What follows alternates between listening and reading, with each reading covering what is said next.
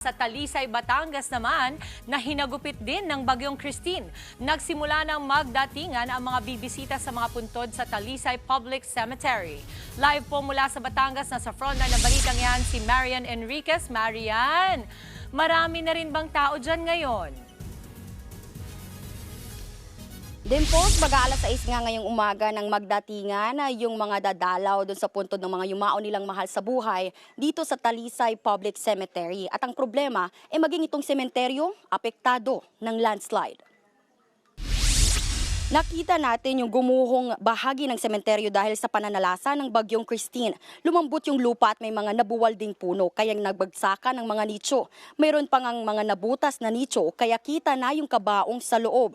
Nakapanayam naman natin kahapon yung ilang kaanak ng mga biktima sa landslide sa Barangay Sampaloc kung saan nasa 20 ang nasawi. Bumalik sa kanilang natabu ng bahay si Junjun para magtirik ng 6 na kandila na para sa kanyang asawa at 5 anak. Lahat nasawi sa landslide, kaya ngayon wala nang uuwi ang pamilya si Junjun.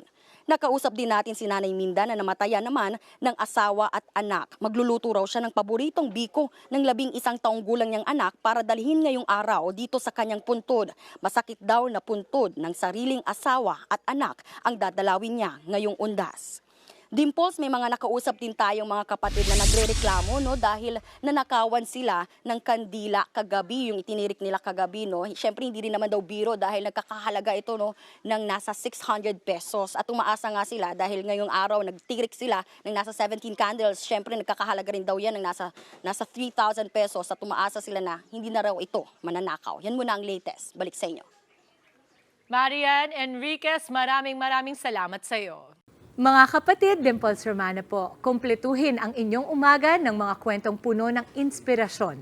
Salubungin po ang bawat araw ng may ngiti at pag-asa.